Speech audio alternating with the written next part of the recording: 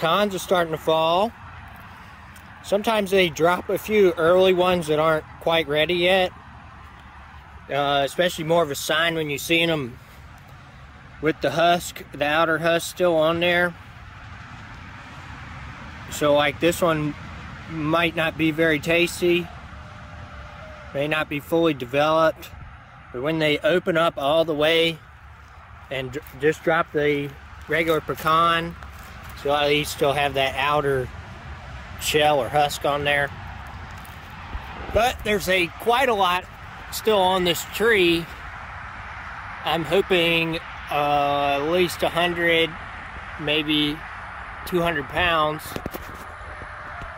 See if I can zoom in on some. See, there's some clusters there.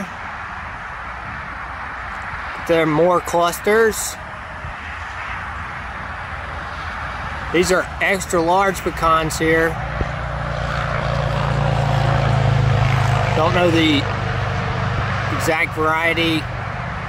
Got a map, I could try to look it up from the previous owners. These trees are pretty old.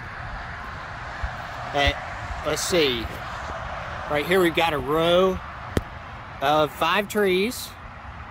5 pecans, 1, 2, 3, 4, 5.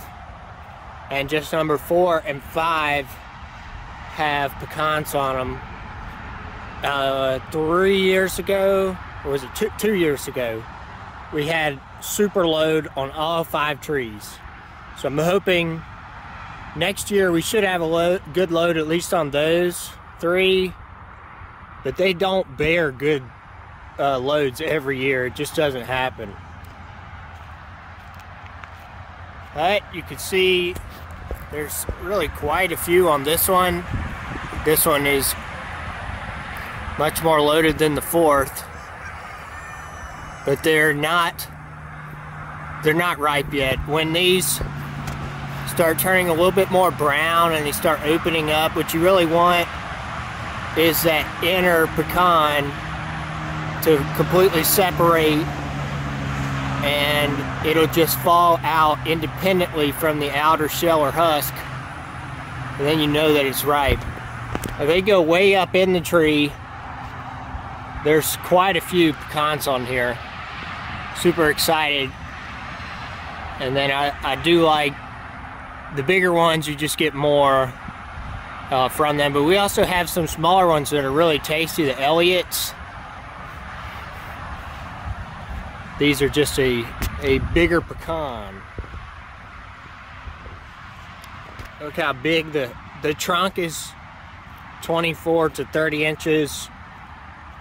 Probably our biggest tree in this group here. Now what I want to do this year after we get our yield is I want to take out all these branches up to about maybe 12 feet, and what I'm hoping that's going to do is expose more sunlight. This is our horse pasture right here. You can see the Honey Biscuit, the horse, over there, and Dottie the cow over there. I just fed them some alfalfa pellets, so they're eating away. I had been putting them, rotating them in here with the birds. You see our emus, diarrhea, got geese in there, guinea fowl, turkeys, chickens. But they kept getting into the bird feed, and they're kind of messing with it. We got fruit trees in there as well, messing with our fruit trees. So it's probably best to not let them go in there. Eventually I'm going to put a building in there in the middle and kind of separate it, and I'm going to do mulberries, a different edible trees that are safe for horses and cows, and then rotate them into this middle pasture where they can chomp down on all the mulberry leaves and the fruits, and then bring them back and let the pasture rest. I'll have to figure out how long in between, probably a couple weeks, and also keep the emus and the rhea full time in the middle pasture. That one's about 1/4 acre. And that other, the further pasture is about 3/4 of an acre. This one is about 1 1/4 acres. Back to pruning on this, so we get all these lower branches. Doing it for a couple reasons. One, when we go ride the horse, she's kind of stubborn, isn't very easy to maneuver, and kind of runs people into the trees every once in a while. So we get to where we're safe from that. But also, it seems like they don't really like eating the grass as much that's under the trees. This has been knocked down by the lawnmower because they just almost seem to not really touch it.